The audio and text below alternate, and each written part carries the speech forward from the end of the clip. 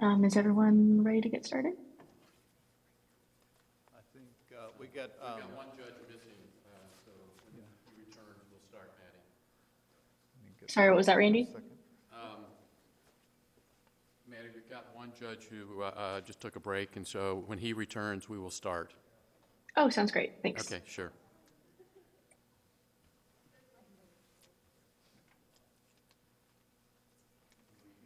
Can I move this up and down?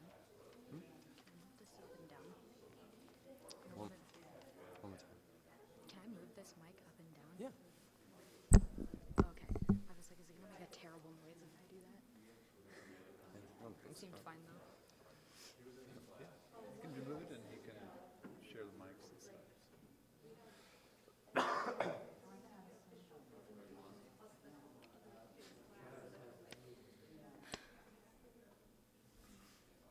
Have fun.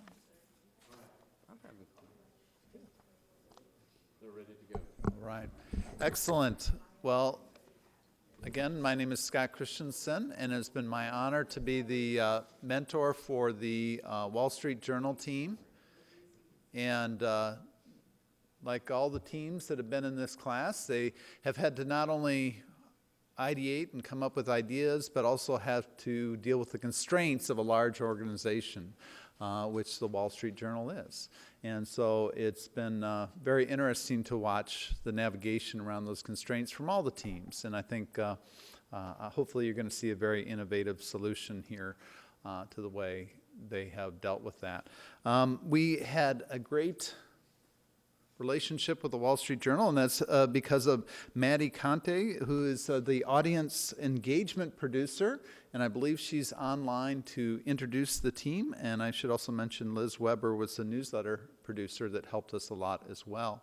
And so Maddie, I will turn it over to you. All right, good morning, everyone. My name is Maddie Conti. As Scott said, I do audience work at the Wall Street Journal. And at the Journal, we have a thriving portfolio of email newsletter challenges. So these are short run series covering different topics that help us to target younger readers with evergreen content. And so this year we challenged the students to envision new ways that we can grow this product, while at the same time keeping in focus the goal we have of reaching a younger audience, which we're defining as ages 18 to 35. So this is part of a bigger goal we have in our newsroom, just generally to bring in a new generation of lifelong readers. So the students joined us at our New York office this month to present their ideas, and they faced some really difficult travel delays. They actually ended up having to come straight to our office from the airport, suitcases and all. And at the same time, one of their group members was even homesick with COVID. And so all these stressful circumstances, but despite that, the students handled themselves really, really well, very professionally, and gave us a great presentation. And I just think that's a great example of the very calm and cool, sort of measured and thoughtful approach they've taken with this project. They've done a great job all semester. They've asked really good questions, and they've showed us that they have been able to develop a really deep understanding of the unique things that the journal has to offer readers. So we just want to thank you all for your hard work and wish you luck. And I'll hand it over to you guys. Thank you very much, Maddie. Before we begin, we think it would be appropriate to just acknowledge that Evan Gershkovich, a Wall Street Journal reporter, is still detained in Russia for no reason other than for doing his job and being a journalist. Everyone here on this team, everyone here in this room, and I would say the entire Mizzou community is hoping for his swift release. With that in mind, we are Team Wall Street Journal, and we're really excited to talk to you guys today about what we've been working on with the Journal over these past couple of months. I'm Dan Micah. I am a master's student at the University of Missouri School of Journalism. I'm Hannah Downs. I'm a Crosby MBA student at the University of Missouri. And my name is Maddie Dunkman. I am also a student in the MBA program. My name is Preston Riney. I'm also a student in the Cosby MBA program. And my name is Clément Secky. I'm a graduate student in the program Center for the Digital Globe. So at the beginning of this semester, the journal came to us with a problem they have acknowledged for quite a while. Their core readership is primarily made of wealthy, overwhelmingly white, overwhelmingly male financial professionals. But that demographic is starting to age out of the workforce, and a new demographic is rising, a younger, more diverse demographic. And the journal recognizes that it needs to attract that 18 to 35 demographic now and have those as long-term readers for their long-term viability. Specifically, they asked us to help figure out that outreach via their newsletter challenge series. And over the past couple of months, with researching with the Wall Street Journal and doing our own research, we've figured out that the Wall Street Journal already has the tools that it needs to tap into what we think is the most effective way to reach specifically the 18 to 24 market, as we're defining it, via the higher education market.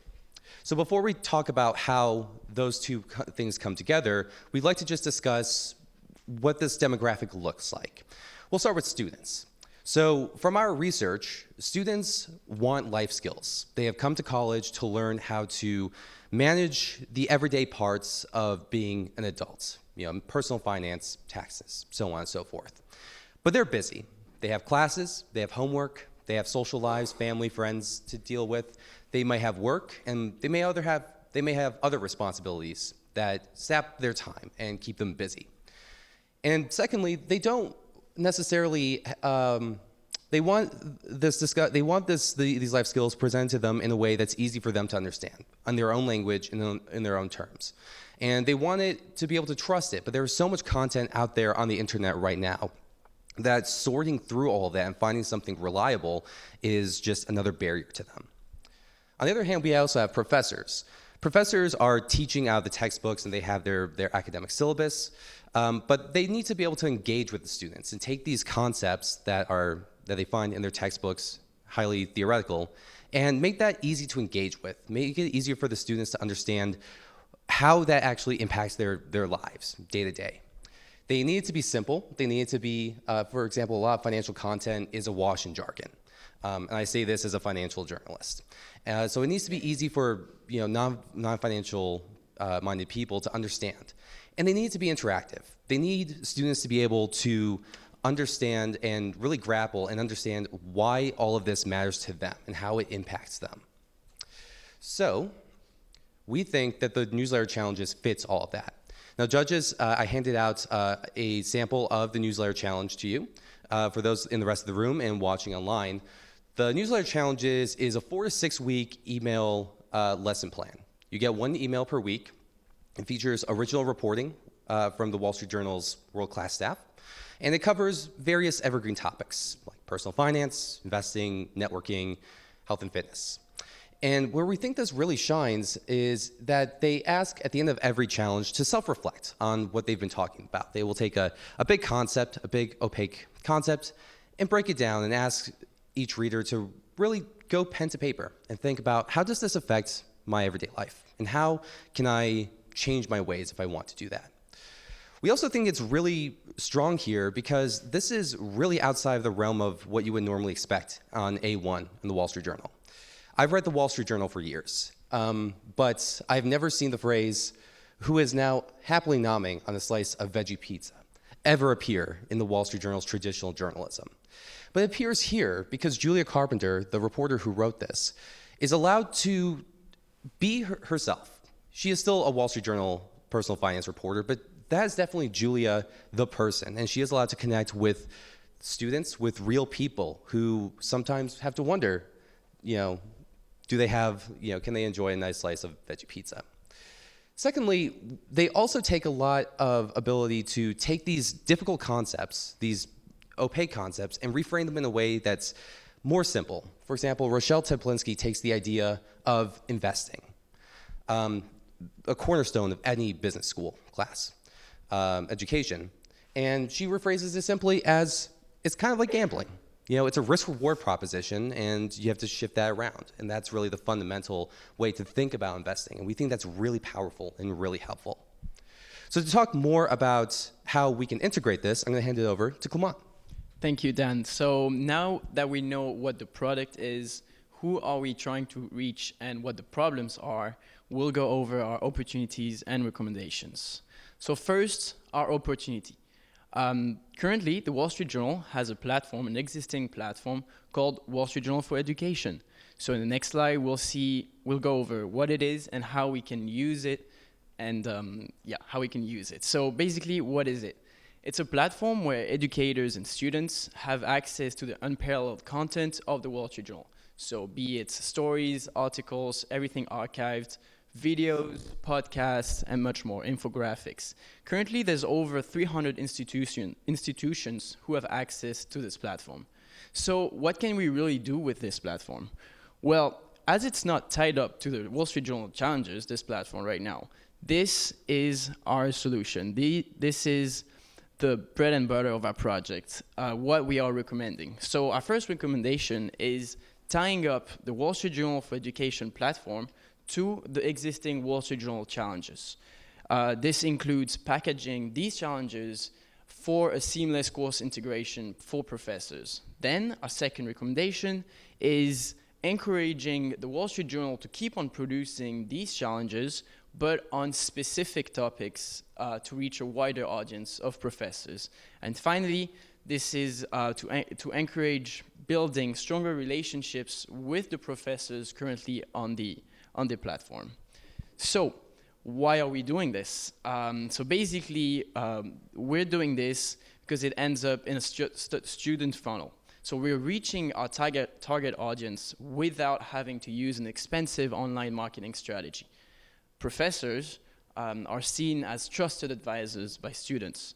So they will act as hidden marketers for the Wall Street Journal by integrating these challenges in their courses. The students will have to complete these challenges, and the retention rate through the challenges will be much higher than what it is currently through like an email newsletter challenge, because it's required in a course. The students during the course, they will fully grasp the value of these challenges. And then this is the starting point to build a relationship with the Wall Street Journal and students, our target audience.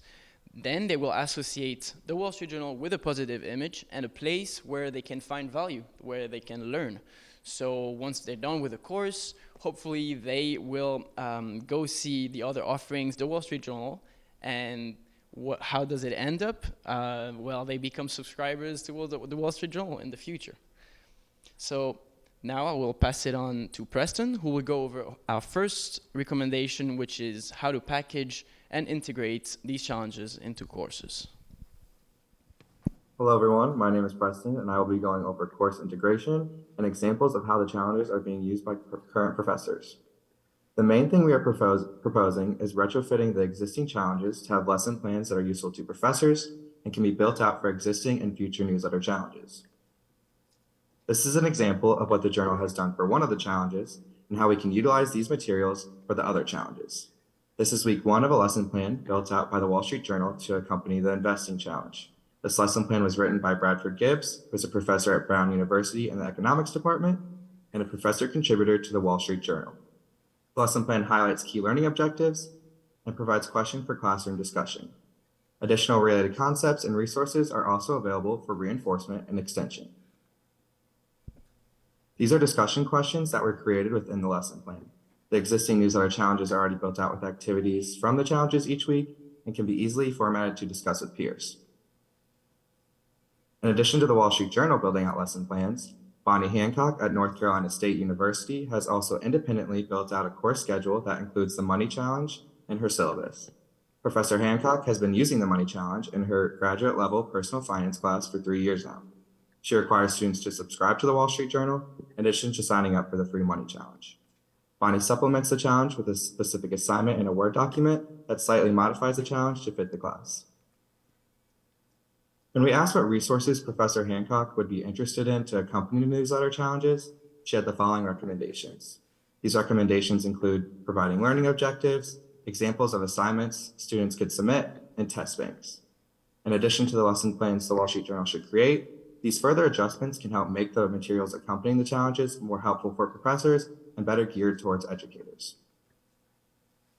This feedback from a student in Professor Hancock's class further proves that students are getting value out of these newsletter challenges in their classes, so incorporating it into more classrooms will help maximize the benefits.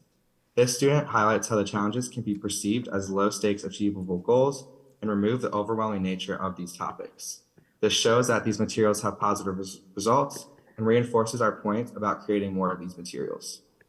We already know students are gaining value from these newsletters, and we think we can replicate this in other topics. I'm now going to hand it over to Maddie, who's going to cover some additional newsletter topics and get into some more student feedback we received from our survey. Yeah, so going back to that solution slide that Clement went over, the second pillar of our strategy is to add on the topics that the Wall Street Journal currently offers through the newsletters. And this is just us going into depth, looking at our research, which topics will be the most effective. So a question that we asked in our survey was, which of these categories are you interested in gaining new or additional skills in? And the young adult demographic that we surveyed selected our top selections being fitness, travel, finance, new hobbies, academics, and mental health. YPulse also did a research study focused on Gen Z, and they asked its participants, what real-life skills does Gen Z want to learn that they currently aren't being taught in school? So as you can see here, their options were much broader than what we offered, but it still gave us insight into this demographic. And top selections here were mental health, self-defense, survival skills, cooking, personal finance, communication skills, and emotional intelligence. And here we built out a short list of additional topics that we felt really resonated with this age demographic, as well as built off of the expertise of the journal. So starting with our research focused on the young adult demographic, really wanting to know more about finance, which is where we built out topics focused on the stock market, taxes, accounting, and business budgeting. We also see potential to do numerous levels focused on these topics, from more introductory to more advanced. And the other topics you see here, again, focused on our research, found that focused on interest areas of the demographic and then expertise of the journal. Now, looking at our survey highlights, we learned a lot about this demographic throughout this process, and it ultimately all points back to the additional topics that we talked about and how these newsletters fulfill a need for the young adult demographic, specifically Gen Z. And so, if we could go back a slide. We had 397 participants, ages 18 to 35, and it heavily skewed that Gen Z demographic because we have access to a lot of college students around here. But we found this group is ambitious students and young professionals that have a strong internal drive for self-improvement, but they are very short on time. So one of the questions from our surveys you can see here was, which of these would you say most inhibits your ability to learn more about the topics that we showed earlier in this presentation? And as you can see, our top two answers here are lack of time from work or school, or lack of time from other commitments, followed by lack of money, financial resources. There's just too many topics to even focus on at one time, or they don't even know where to go to for this information. Another question that we ask is, what would incentivize you to spend more time learning these skills? And our top answer being applicable life skills, applicable work skills. They have greater confidence or personal completion. And then lastly, certificate of completion to put on a resume or LinkedIn. And I will hand it back over to Clement. Thank you, Maddie. So to make sure we're on track, I will recap our recommendations and give a few examples of the next steps the Wall Street Journal could take. So we are using existing newsletter challenges and the existing platform, and we are using only minimum additional time and effort to package these challenges, to put them on the platform, and then we're sharing them with the professor audience that is there, which will then, these professors will share it to our target audience, the students. So next, we'll see a few steps, examples of specific steps the journal could take. Then I will pass it on to Hannah, who will go over how this solution has many benefits from Yeah, thank you, Clement. We want to again re-emphasize that our strategy involves taking bits and pieces of things that the Wall Street Journal is already doing and combining them together into a product that provides a triple win for both of our audience segments and for the Wall Street Journal. So first, by integrating the newsletter challenges into existing college classes, we're giving these students one less separate task to worry about. We know from our survey data that lack of time is a big constraint for them, so this takes away any issues that they might have with being able to complete and learn those life skills.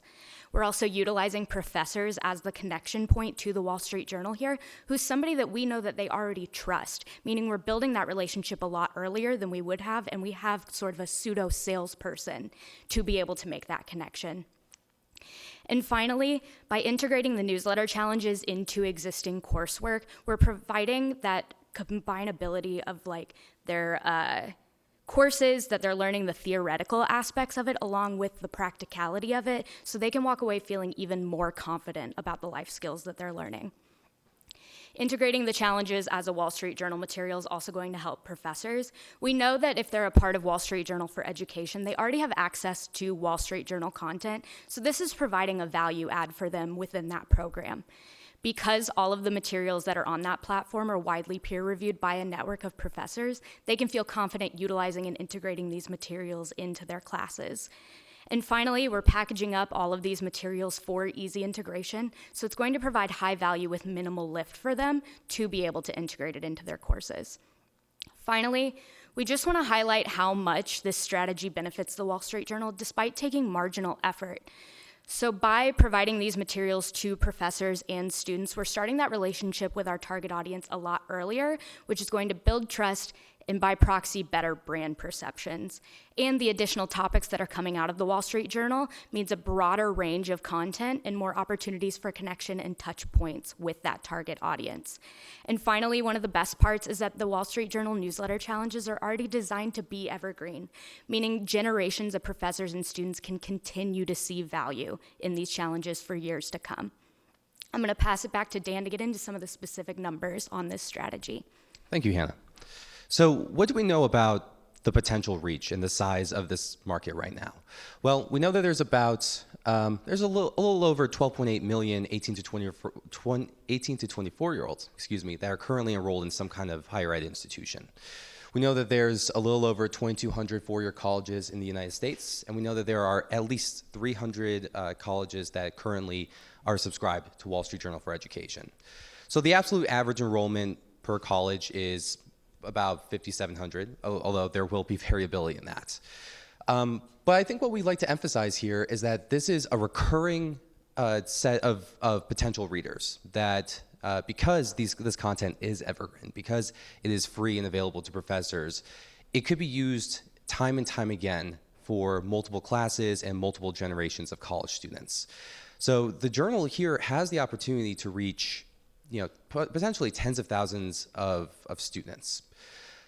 But most importantly, we'd like to leave you with this, is that the journal has the opportunity right now to help students in this really critical moment in their lives feel more confident as adults. And these students will go on to be Fortune 500 CEOs, startup owners, movers and shakers in Washington and Wall Street and beyond. And we think that by providing them the confidence to be better adults now, those students will take the Wall Street Journal with them when they go out and take on the world. Thank you so much for your time and your attention today, and we welcome any questions.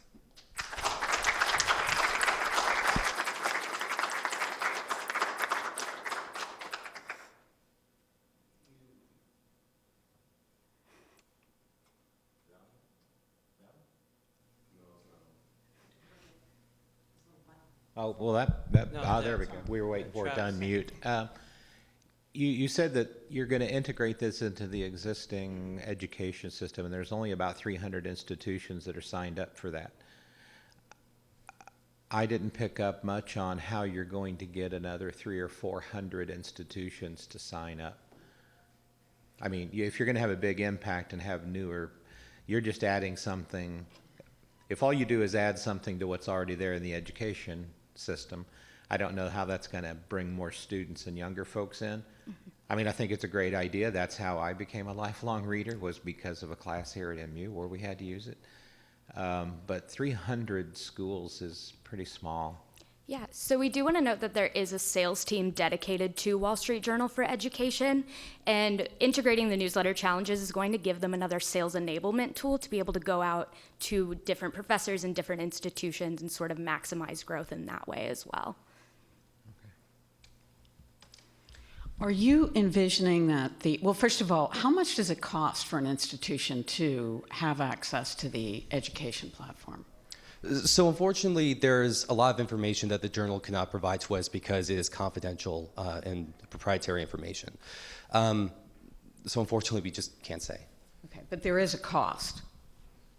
Yes, I believe so. Okay, and is your vision that the professors who are part of this platform would be actually creating the learning objectives, the more pedagogical side of this equation, or would this be something that the Wall Street Journal would be doing?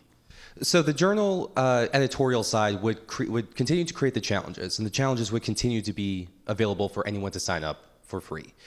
On the institutional side, there are professor contributors that the journal compensates to produce lesson plans, to develop materials specifically for other professors to use. That isn't changing with what we're proposing. Both of these are already existing and happening. They're just happening on different floors and in different silos of the journal. But presumably, if you add new content areas, you might have to recruit some professors with expertise in that subject matter, correct? Or do you think they already have that? They already have finance professors, economics professors, law professors. We would probably have to say that they would need to recruit other subject matter experts, but that is, and that's something that we've suggested to them moving forward, is that if you want to expand and have lesson plans for all of your future challenges, you will probably need to have more professors to develop that content. So how would you measure the success of this? So again, because there's a lot of proprietary information that we aren't privy to, really our primary objective provided by the journal was to increase brand perception, increase brand readership within this demographic. While, again, we are not privy to internal results, the success here is simply getting Wall Street Journal content in front of students. At the moment, a Wall Street Journal subscription for enrolled students is about $4 a month. But that requires a student having to go out of their way to sign up, put in their credit card, and also pay $4 a month, which for some students might be difficult. Or they would have to go and see if their institution provides a free subscription completely. The elegance of this proposal is that it puts the content in front of students where they're already at. It doesn't require them to go out of their way to go find the content. The content is given to them, and we think that gives them a chance to see something that they may not have been able to go out of their way or have ever even thought to see. What could the journal offer me? I also want to add that currently there isn't a robust outreach strategy for the newsletter challenges. They live in a list of all the other newsletters, and there's some internal promotion within those other newsletters and some limited digital marketing. So this is putting the newsletter challenges directly in front of the student audience that we're looking for.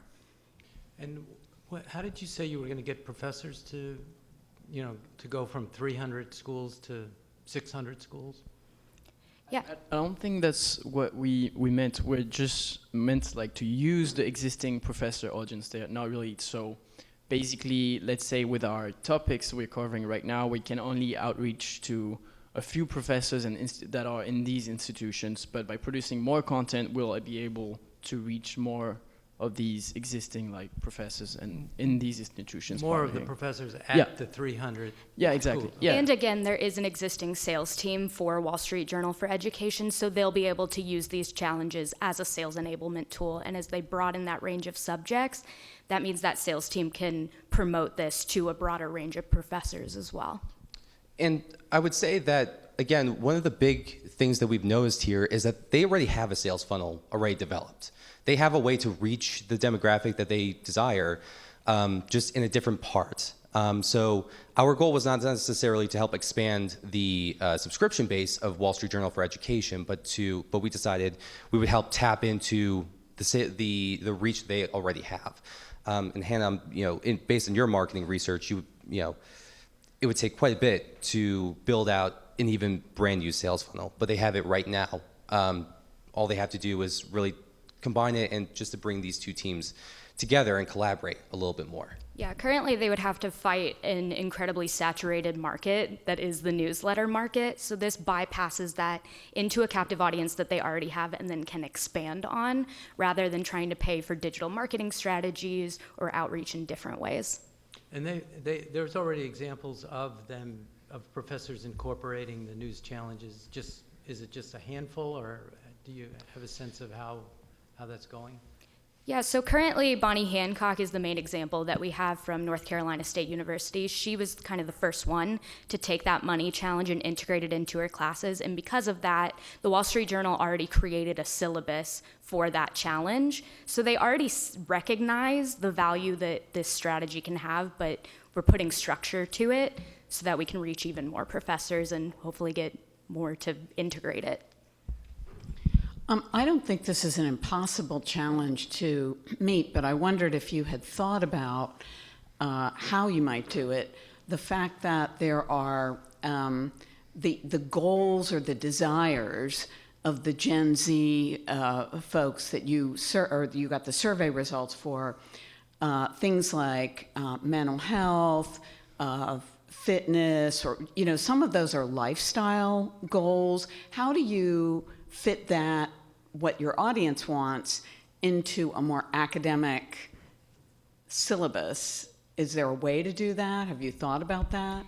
Yeah, Giving the audience what they want, but also making your professors happy? In talking with the professors specifically in our classes, they recognize that part of their role as a professor is to help teach the critical skills that they're teaching in their curriculum, as well as those life skills, things like responsibility, things like proper stress management. So I think there is a place to be able to integrate these sort of challenges, even if they aren't aligned specifically with the curriculum, in a parallel way so that they are gaining these life skills along with gaining their practical skills. We also discussed being able to integrate things like fitness challenges or mental health challenges into things like psychology classes. So that's that wider breadth of professors that we're trying to capture that we aren't quite at yet, but in building on these challenges, we'll be able to find more classes we can integrate within.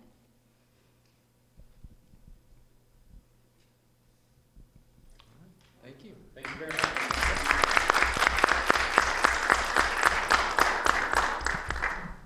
Take about 20 minutes and let the judges score these cards and on first, second, and third.